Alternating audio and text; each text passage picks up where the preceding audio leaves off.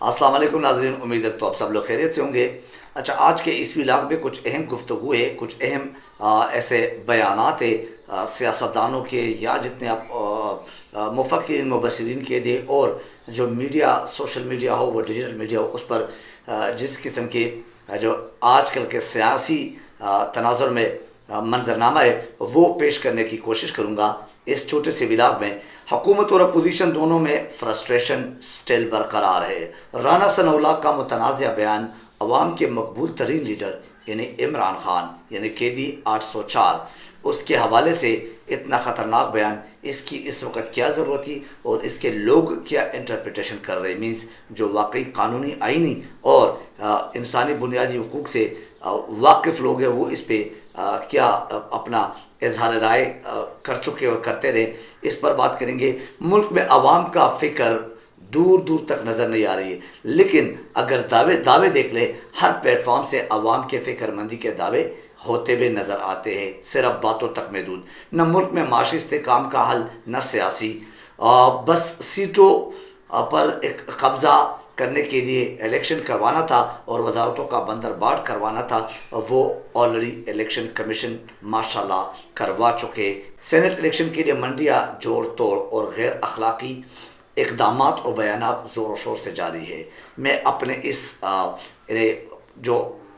तज्ज़िया है इसका इब्तिदा, इसका आगाज़ हुकूमत और अपोजिशन दोनों में फ्रस्ट्रेशन से करना चाहूँगा। ये दोनों में क्या फ्रस्ट्रेशन है? देखिए,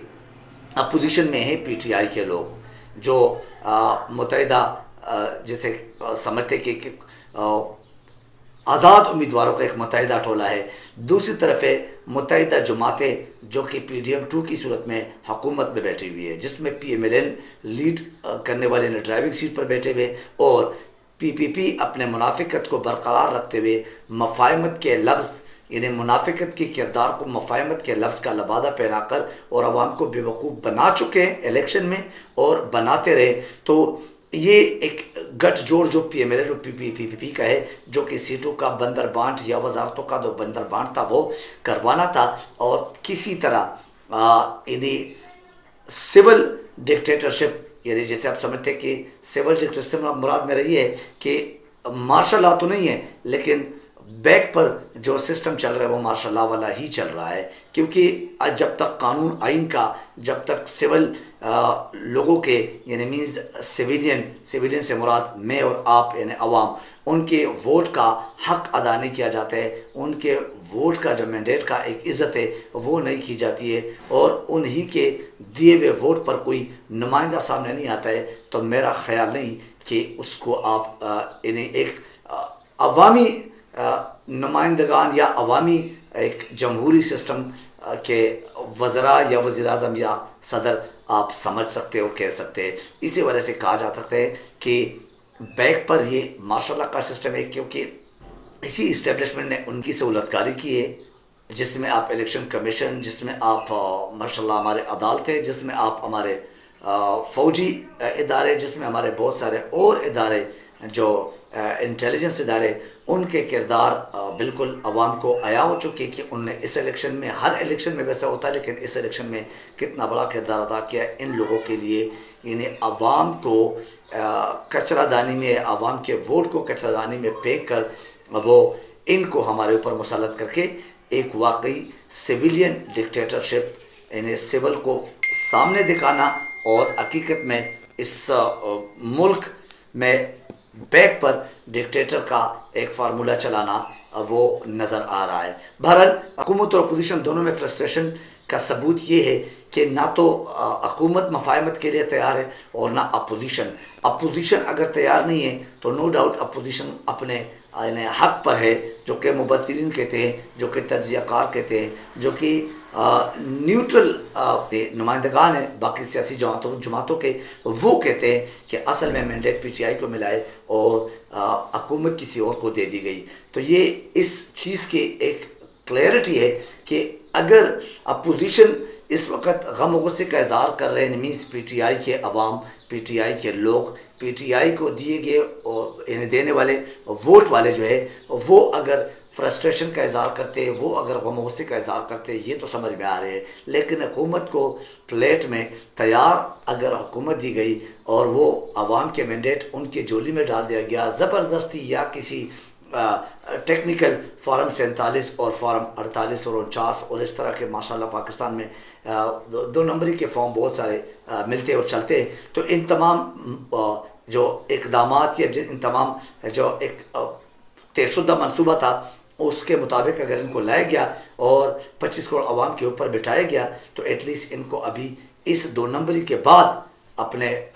बैक फुट पे जाना चाहिए था और इनको मुफाहमत की तरफ आगे बढ़ना चाहिए, बजाय इसके कि वो ये करे, मुफाहमत करे। मुल्क की मईशत और आवाम के नारे तो लगाते कि आवाम की फ़िक्रमंदी और आवाम के ऊपर महंगाई की फ़िक्रमंदी है, लेकिन इनमें से किसी एक चीज़ पर भी अब तक कोई ऐसा सीरियस संजीदा स्टेप नज़र नहीं आता कि इनने उठाया या इनने कोई उसका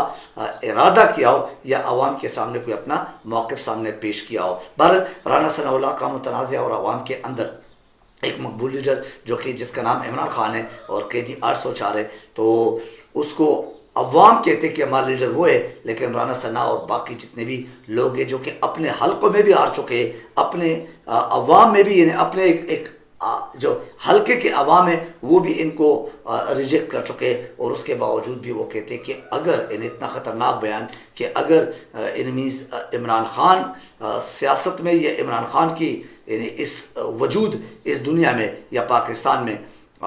मौजूद है, तो लिहाजा उसकी वजूद जब तक है ये मसले मसाइल हल नहीं हो सकते। राना सना सिर्फ और सिर्फ आपसे ये पूछना है कि क्या इस मुल्क का ठेका आपने लिया है या आपके PMLN जो गुंडे है, जो 2 नंबरी, जो करप्ट है, जो चोर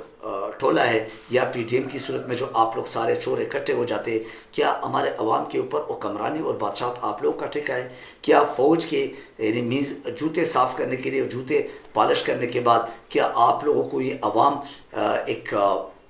उस रिवार्ड में दिया गया है, यानी उस जिसे कह सकते हैं कि उस अल्टरनेटिव में दिया गया कि आप लोग ये कर रहे हैं माशाल्लाह और फ़ौज ही के सामने लेटने वाले हैं, तो लिहाजा आप लोग को ये अवाम दिए जाते हैं कि ये अवाम बेकाऊ माल है कि आप लोग ख़रीद देते और फिर आपकी मर्ज़ी है। उनके मैंडेट वाले लीडर उसको आप इस तरह कहते हैं कि अगर इसका वजूद रहा तो फिर ये मसाइल हल नहीं हो सकते। इस मसाइल का जड़ तो असल में आप लोग हैं, यानी अवामी मैंडेट चोरी करना इससे बड़ा मसला या इससे बड़ा यानी जिसे कह सकते हैं कि जुल्म ज़्यादती क्या हो सकती है। बहरहाल उसका ये बयान ये मीडिया पे बहुत गर्मा गर्मी के साथ अभी चल रहा है, और वो डिजिटल मीडिया हो, वो सोशल मीडिया हो या वो दूसरे इलेक्ट्रॉनिक मीडिया हो, उन तमाम पे ये बयानात और खबर करने के लिए कि मैंने ऐसा नहीं बोला, मैंने सियासी वजूद बोला है, तो ये तमाम चीज़ें भी नज़र आ रहे हैं को, और इससे मेरे ख्याल से पाकिस्तान या पाकिस्तान के अवाम आगे नहीं बढ़ सकते, बल्कि और लड़ाई फसाद और यूँ समझ लें कि जिसे हम कह सकते कि एक लीडरशिप की लैकिंग नज़र आती है और मुल्क मज़ीद डूबता हुआ नज़र आ रहा है। मुल्क में अवाम का फ़िक्र दूर दूर तक नहीं, वाकई इसमें भी कोई शक नहीं है, लेकिन दावे अगर देख ले और हर प्लेटफॉर्म से अगर आप जो अभी इस वक्त मुसल्लतशुदा प्लेटफॉर्म्स है तो इनको अगर देख ले, इनकी तरफ से हर वक्त अवाम की फ़िक्रमंदी और अवाम के नाम पर बहुत सारे दावे होती है और उनकी फ़िक्रमंदी के ही नारे नज़र आते हैं। ऐसा कुछ भी नहीं है। देखो महंगाई अगर देख ले, अभी मौजूदा सूरत हाल में अगर गैस के आप देख ले, फिर पेट्रोल का आप देख लें, फिर आप अभी इस वक्त खुर्दनोश की कीमतें देख लें, और रमज़ान जैसे मुक़द्दस महीने में अगर आप देख लें तो कहीं से भी कोई खातिर ख्वाह स्टेप, कोई भी ऐसा इक़दाम नज़र नहीं आता है जिससे आवाम का कोई फ़िक्र महसूस हो जाए और आवाम का फ़िक्र नज़र आए। न मुल्क में माशी इस्तेहकाम है और न उसका कोई हल नज़र आता है, न उसके लिए कोई प्लान नज़र आते और ना सियासी इस्तेहकाम। तो ये इलेक्शन करवाना किस लिए था? इलेक्शन से बेहतर था कि आप लोग खुद ही ये बंदरबांट कर लेते, कम से कम आवाम के इस मुल्क के ये जो इतना बड़ा कर्जा IMF से लिया जाता है और हर साल लेता रहा है या हर 6 महीने बाद लेता रहा है, कम से कम इसमें तो कोई कमी आ जाती, कम से कम ये एक किस्त तो कम हो जाता। ये इतने अरबों रुपए इलेक्शन कमीशन से बड़ा सवाल है और उनके ऊपर बहुत बहुत बड़े इन्हें एतराज़ात है कि आपने ये इलेक्शन किस लिए करवाने थे? क्या मुल्क का पैसा खर्च करना या अपना कोई, मेरे ख्याल से किक बैक्स आपने इसमें एक इकट्ठा करने थे, कलेक्ट करने थे, उसके लिए आपने करवाना था। इस मुल्क के साथ, आवाम के साथ दुश्मनी वाकई इन चंद किरदारों ने किया है, जिसमें इलेक्शन कमीशन कमिश्नर जो है ना, और इलेक्शन कमीशन का इदारा वो सर फहरिस्त है अगर इस 2024 के इलेक्शन को देखा जाए। एनीवे, वजारतों का बंदरबांट करना था और वो कर चुके। PMLN, PTP और ये उसका जो दूसरे 2-3 छोटे पार्टियाँ हैं उनका, तो इस PDM अचार पार्टी एक और सामने नज़र आया, एक और इत्तेहाद नज़र आया, जिससे पाकिस्तान पहले जो 16 महीने थे उससे कुछ ज़्यादा ही गिरता हुआ नज़र आ रहा है। सेनेट इलेक्शन के लिए मंडियाँ, जोड़ तोड़ और गैर अखलाकी इकदाम और बयानात ज़ोर शोर से जारी है। लेकिन नाजरीन, आपको ये बात बता दूँ कि क्या इस मुल्क में सिर्फ वाकई तौबे से काम चलेगा, सिर्फ वाकई अल्फाज से काम चलेगा, बयानात से काम चलेगा और इस तरह के शोर शराबे से काम चलेगा? क्या ये सेनेट हमारे या जितने भी पार्लियामेंट है हमारे, क्या ये इस तरह चलेंगे जिस तरह अभी आजकल चल रहे? इससे बेहतर है कि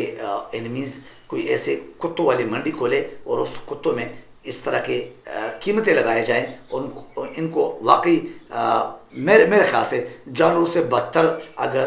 पार्लियामेंट्स या सेनेट का माहौल कहा जाए तो ये गैर मुनासिब नहीं होगा, ये उसी के मुतरादिफ है। एनीवे,